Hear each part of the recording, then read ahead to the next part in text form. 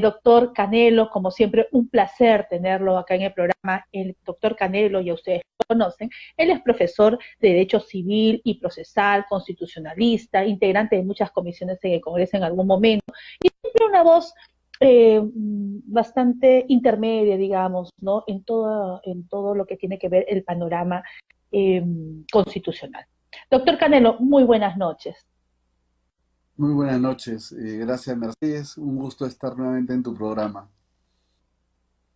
Doctor Canelo, queremos preguntarle acerca de un tema tan sonado. Comenzamos por el FONAVI, porque usted ha sido el impulsor de todo el tema del FONAVI, algo que ha favorecido a muchísimos peruanos que veían pues un sueño frustrado, ¿no? Algo justo, pero que duró tanto tiempo y que de una u otra manera les han ido retornando, pero ha sido paralizado por algo, y cuéntenos por qué.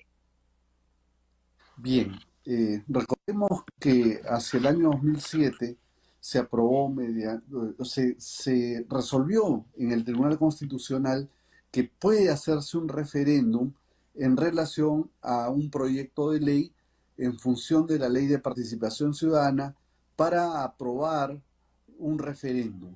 Y efectivamente, por primera vez se hizo un referéndum ciudadano. Ojo, no es el referéndum de las dictaduras latinoamericanas típico.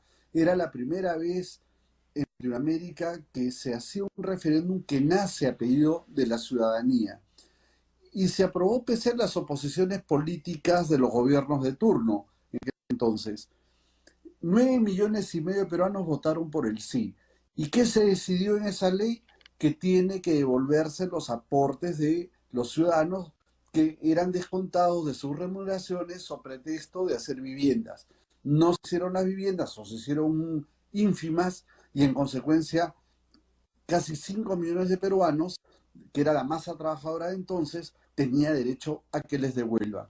Porque la propiedad es la base de un Estado de Derecho y la propiedad la es de un rico, también la es de un pobre, la es del empresario, la es del trabajador. Toda propiedad debe respetarse y así fue. Y se promulgó la ley finalmente, pero la ley no se cumplió.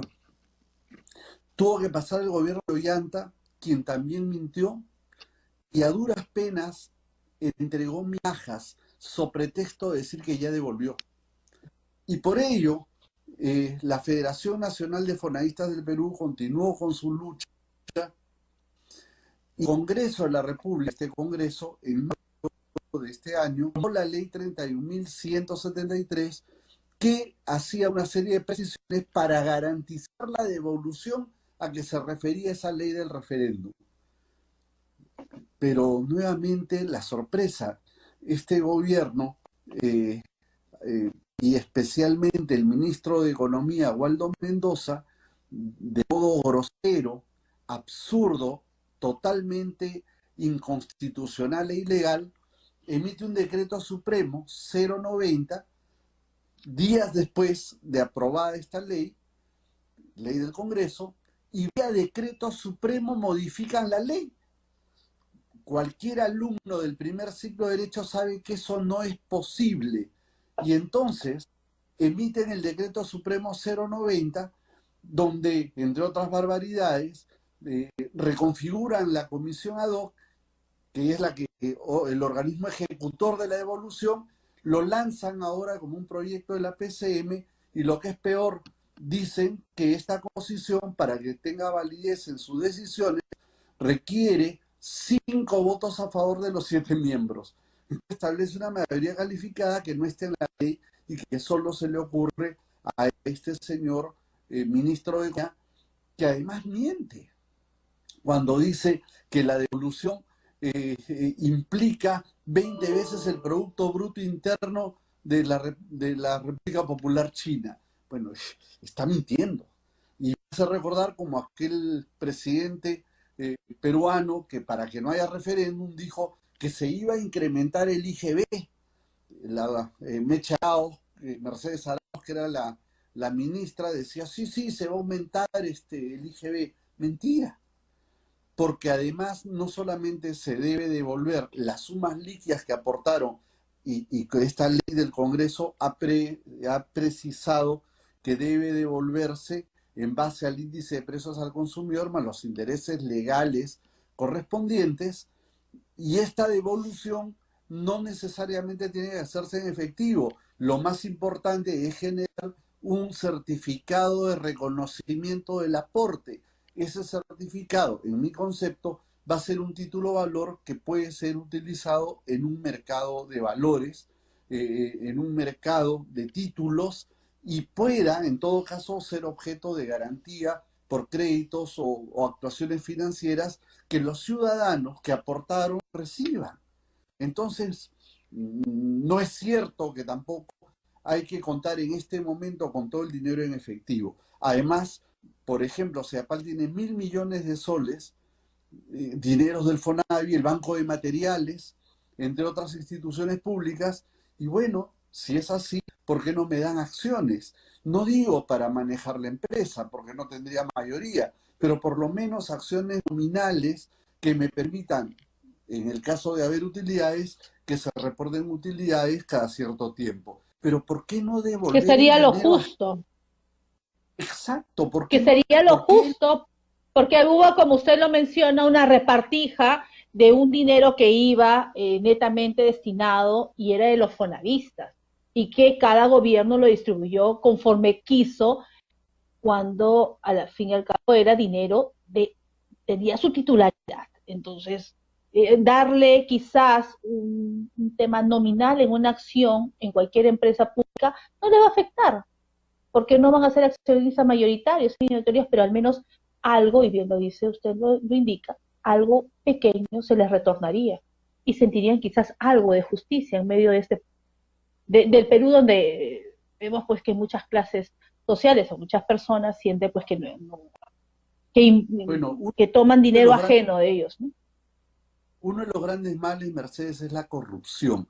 Una corrupción que se ha enraizado y se ha hecho patente, se ha hecho transparente, y hemos visto la dureza, la dura realidad que significa esta corrupción, básicamente desde que aparecieron los famosos audios de Montesinos.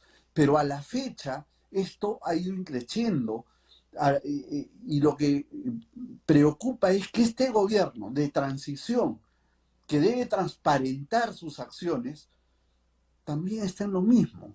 Entonces, esto no es de ahora, es de siempre. Y la maña viene de este Ministerio de Economía y Finanzas, que lo que está haciendo son maniobras dilatorias para no cumplir una ley aprobada por el Congreso.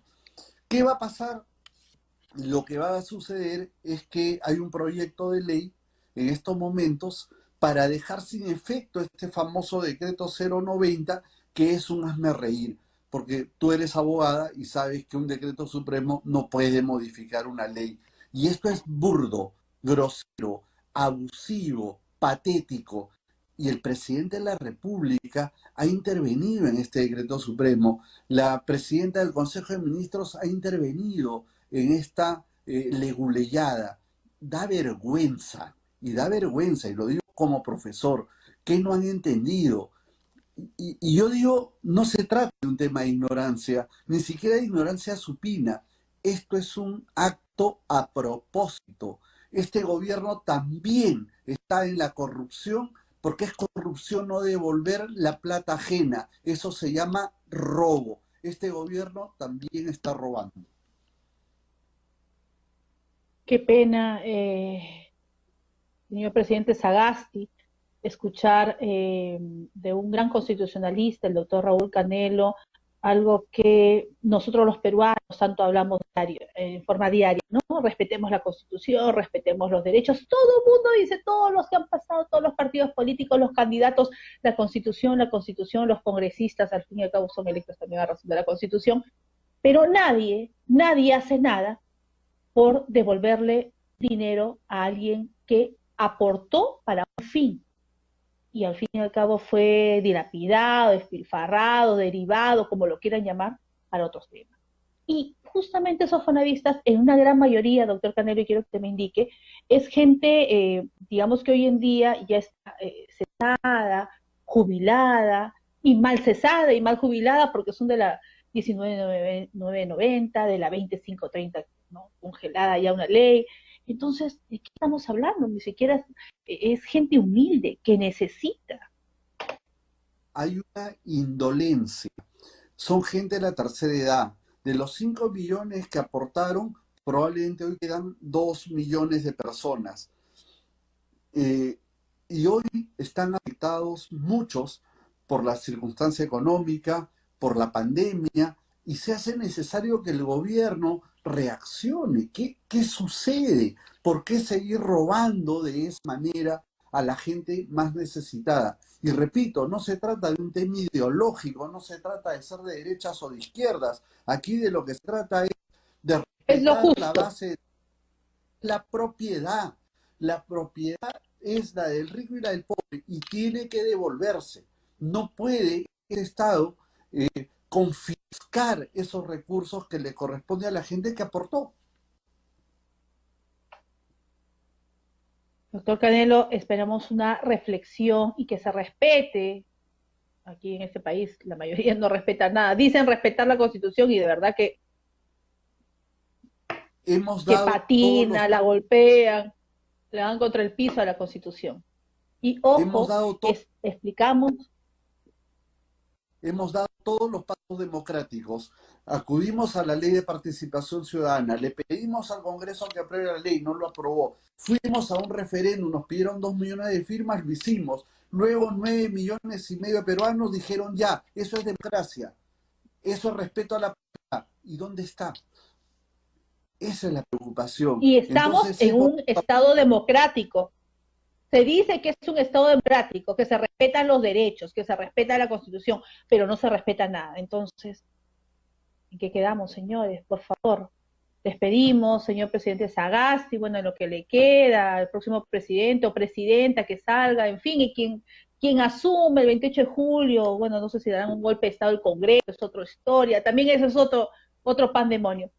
Doctor Canelo, le queremos preguntar también algo importante, porque el tema de fondo con usted va a ser la reforma constitucional. Pero antes de ello, queremos ver la primera nota, tenemos una notita, un videíto, que es las declaraciones del doctor Miguel Palacios, que es decano del Colegio Médico. De febrero a julio, 14 médicos que recibieron la dosis han fallecido. Vamos a ver la notita con usted. Ustedes están viendo en pantalla, son los representantes del Colegio Médico y diferentes gremios que ya están ingresando poco a poco para conversar con autoridades del Ministerio de Salud. ¿Qué es lo que ellos están pidiendo en este plantón? Pues que se les aplique una tercera dosis de la vacuna Pfizer. Recordemos que ellos ya han sido inoculados con Sinopharm. Estamos precisamente con el decano del Colegio Médico del Perú, Miguel Palacios, que nos va a explicar un poco más acerca de este pedido. Están pidiendo que se les aplique una dosis más de refuerzo. No he escuchado nada. Están solicitando que se les aplique una dosis más de refuerzo. Sí, exacto. Nosotros estamos pidiendo la tercera dosis por 3 razones. La primera de ellas es que en varios países del mundo ya se está aplicando la dosis de refuerzo a grupos poblacionales de riesgo. Dentro de ellos los que tienen enfermedades y también al personal sanitario, porque es un grupo de riesgo. En segundo lugar, porque nuestro sistema de salud se caracteriza porque falta recursos humanos altamente especializados. Y justamente al proteger a este personal vamos a impedir que falte recursos humanos durante el desarrollo de la tercera ola. Y tercero, que estos son... Usted me comentaba el dato de los médicos que lamentablemente se habían infectado del COVID-19 en este tiempo en el que han sido vacunados. Claro, nosotros estamos haciendo un estudio de vigilancia observacional.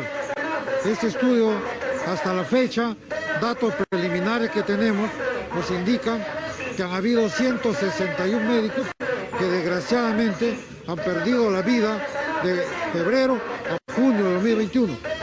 De estos, 32 médicos es vacunados con una dosis.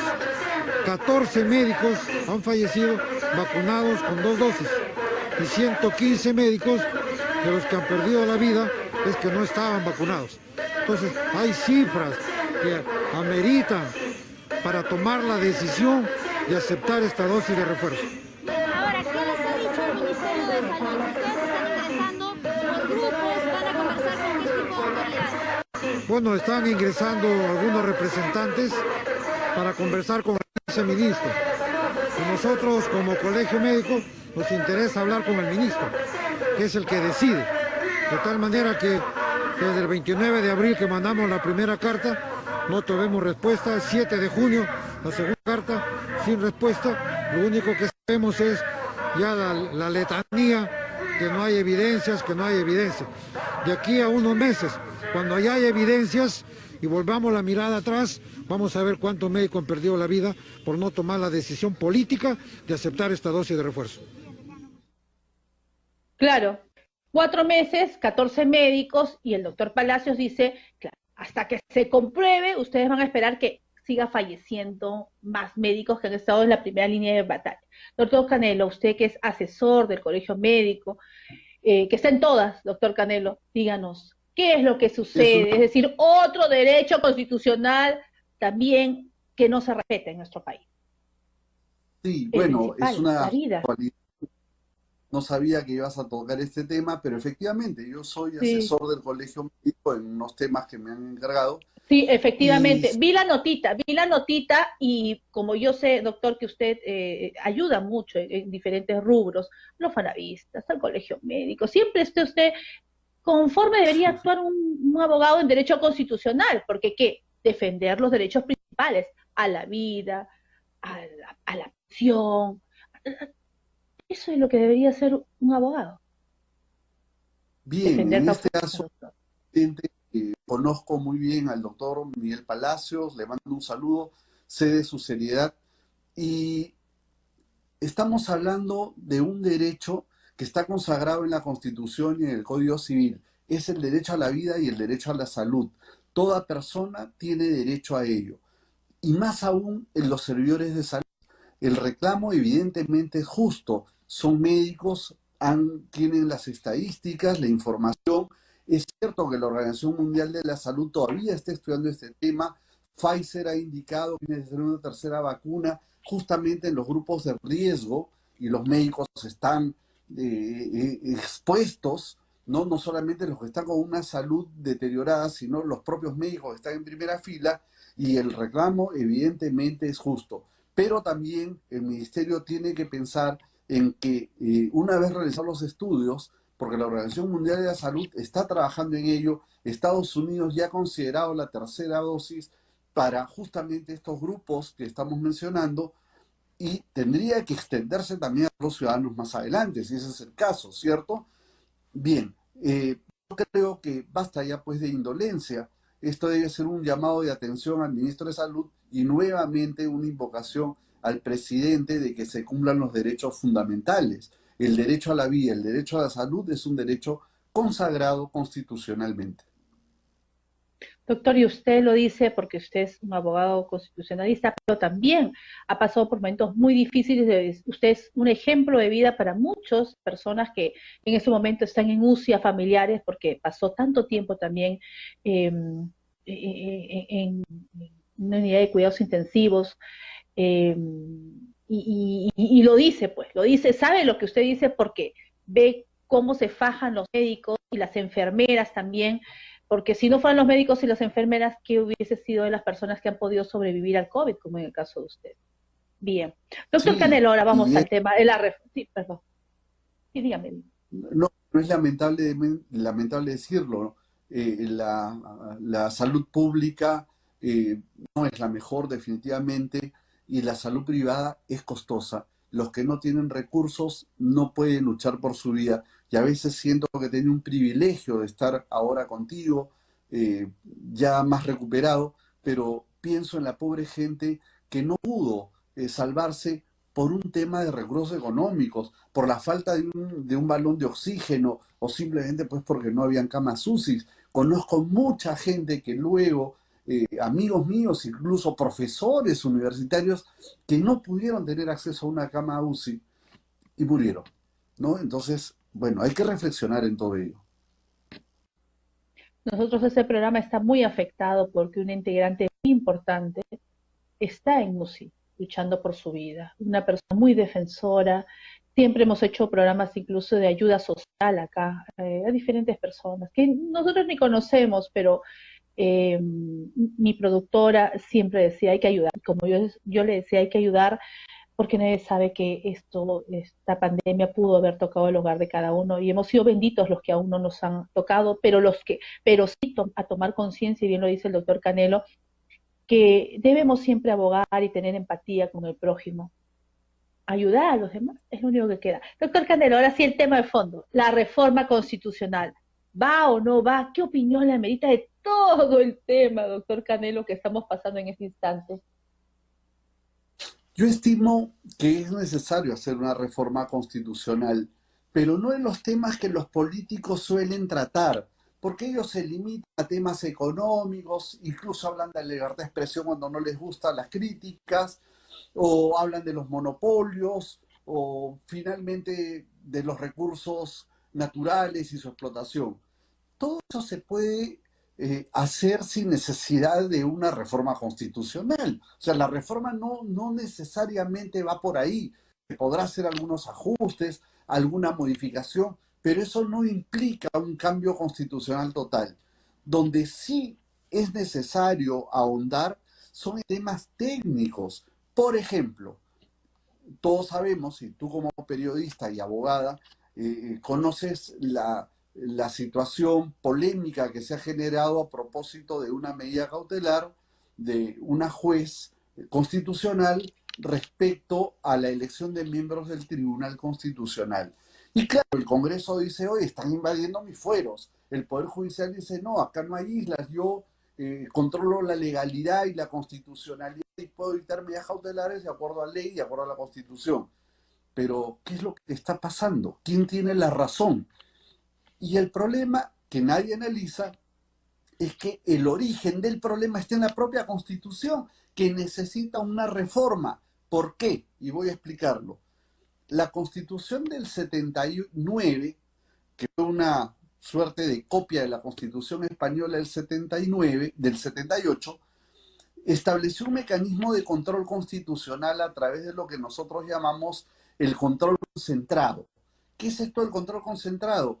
Que la constitucionalidad, sobre todo en los países europeos, se efectúa a través de los tribunales constitucionales. Entonces, esto es una tónica moderna que se da sobre todo en Europa. Antes de los tribunales constitucionales habían pues las cortes de casación, que implicaban un freno al poder absoluto de los jueces, que esto tiene antecedentes en los reyes absolutos de Francia, pero luego la revolución toma como un control. Pero modernamente eso ya no funciona sino los tribunales constitucionales, obra de un jurista muy conocido, Hans Kelsen. Bien, pero ese es un sistema. Y el otro sistema de control constitucional es el sistema difuso. ¿Cómo que difuso? Sí, es el sistema norteamericano. A raíz del caso Marbury versus Madison, un juez norteamericano dijo, yo puedo hacer un control de la Constitución y puedo declarar que esto es inconstitucional. Y a partir de ahí se difundió la idea en Estados Unidos de que los jueces pueden declarar si tal acto o norma es inconstitucional, va contra la Constitución norteamericana. Y a eso se le llamó control difuso porque es un potencial que tiene todo juez norteamericano.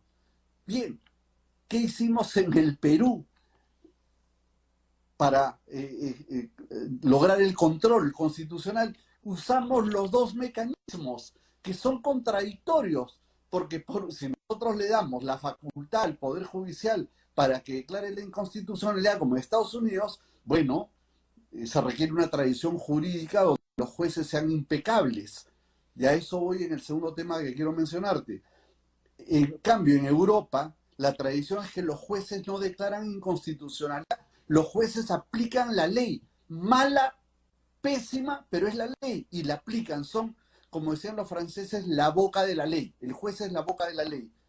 Y la inconstitucional que la declara, solo los tribunales constitucionales. ¿Te das cuenta que son mecanismos distintos?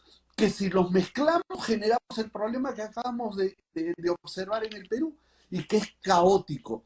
Esto no lo he observado yo, varios juristas que han venido al Perú se han llevado con la sorpresa de que esto ocurre. Y normalmente eso no pasa en los países que tienen un ordenamiento jurídico maduro. Acá pues copiamos todo, colocamos todo y porque nos pareció bonito los dos temas, lo pusimos y eso es contradictorio. Mira los problemas de desgobierno que se están generando a raíz de este problema técnico. Y el segundo tema que yo intentaría, o por lo menos entraría en debate respecto a esta posibilidad, es la elección de los miembros, por ejemplo, del Tribunal Constitucional, de los altos magistrados, del Ministerio Público, magistrados supremos, presidente de la Corte Suprema, etcétera, defensor del pueblo.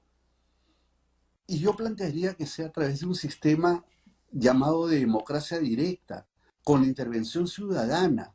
Mire, países como Suiza, Estados Unidos, en algunos lugares, en algunos cantones, especialmente de Suiza, claramente, y algunos estados de los Estados Unidos, se nombra a los jueces vía elección popular, a los gobernadores, a los fiscales, etc. ¿Qué garantiza eso? El control ciudadano. Actualmente nosotros vemos un sistema de jueces profesionales nombrados mediante un sistema, el Consejo de la Magistratura, etcétera, y hay corrupción. Corrupción en el Ministerio Público, corrupción en todas las instituciones operadoras de justicia en el país.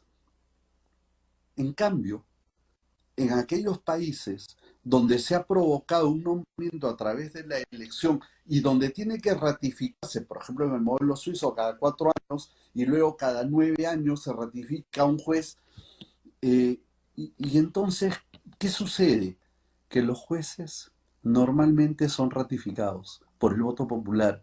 Es extraño, ningún juez ha sido dejado de ser ratificado por el pueblo, por los ciudadanos. ¿Por qué? Porque ese juez se está comportando adecuadamente, está a su prestigio de promedio, porque si no actúa correctamente, mañana, al 4.º año, va a ser sometido al escrutinio popular y finalmente lo pueden votar. El dato importante es que en Suiza nunca ha ocurrido que alguien no lo hayan ratificado por el escrutinio popular. Para que vean ustedes la efectividad de ese tipo de control. ¿Y por qué no podemos explorar estas nuevas situaciones si queremos justamente eliminar las taras que tenemos en la administración de justicia? Por ello, yo sí creo que debe haber una reforma constitucional, pero para temas técnicos, estructurales, no para estos temas puntuales. Exacto. Temas puntuales que se necesitan.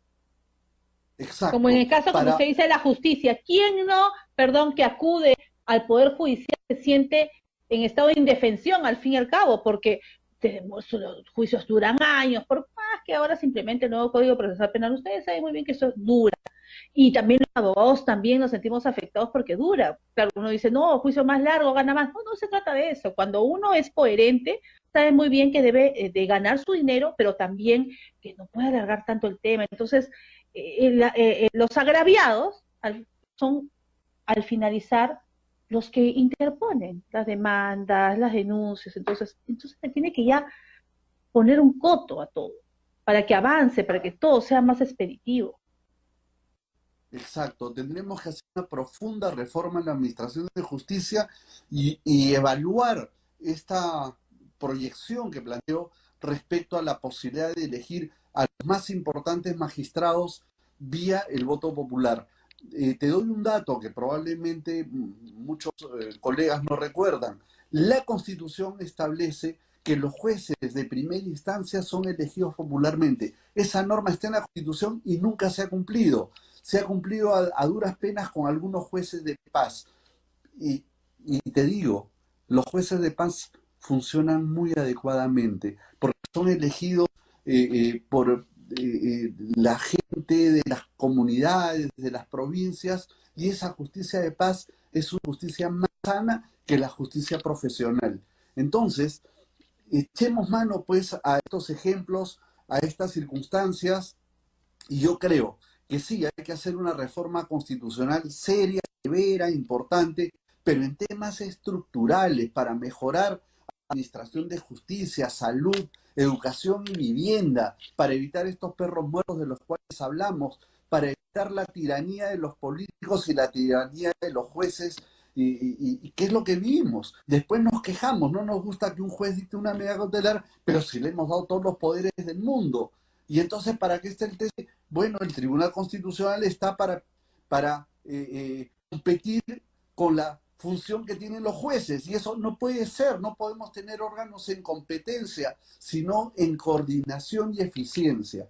Espero que esto que acabo de mencionar sea pues valorado por los que ahora podrán ser gobierno. No sé, el resultado todavía no se da, pero en todo caso es un aporte para que esto sea pensado.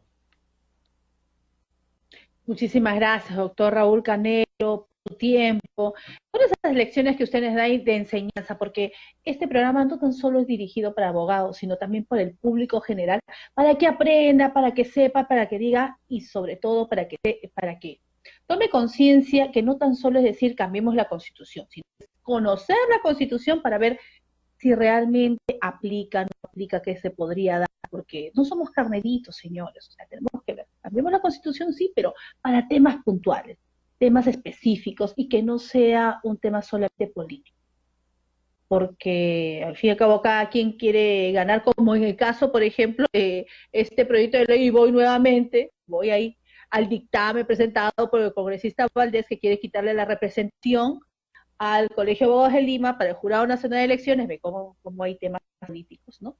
Para otorgárselo a 25 decanos de los colegios de abogados del Perú. Entonces cada uno hace pues sus movidas, sus movimientos, sus temas, y eso no debería de darse, no debería de darse, y eso conlleva, al fin y al cabo, en otros casos, ¿a qué? A temas de corrupción. ¿A qué? A manejos debajo de la mesa. Algo que usted se encuentra ya cansado, saturado, porque no se refleja en un beneficio de la sociedad, se refleja en el beneficio de llevarse siempre réditos a los bolsillos de los que se aprovechan de su cargo público. Y eso es una vergüenza. Y eso deberíamos luchar para poder cambiar esta sociedad. Doctor Canelo, muchas gracias. Un placer tenerlo acá en el programa. Y nada, un ejemplo de vida, como le digo yo a las personas que a veces están. El doctor Canelo salió de un momento tan difícil en UCI, es un vencedor, y a seguir adelante, señores, tener mucha fe. Son 40 y tantos días que estuvo, doctor, en UCI. He estado 2 meses internado y más o menos un poco más de un mes en UCI cuidados intermedios. Ve que sí se puede, con esperanza también, con fe, y también vacunando pues por una tercera dosis, que les costará una dosis más a los médicos que los han inoculado con la Sinopharm, que es una vacuna que no tiene las características de la Pfizer, a las cuales nosotros hemos podido ser vacunados, gracias a Dios. Pero señores, si están ahí constantemente con las personas que están muy delicadas de salud, con el COVID, ¿cómo no vas a vacunar a esas personas? Tienes a tomar conciencia. Doctor, gracias. Muy buenas noches. Gracias, Mercedes. Felicitaciones por tu programa. Gracias. Gracias. Ha sido el doctor Raúl Canelo Rabanal, abogado constitucionalista.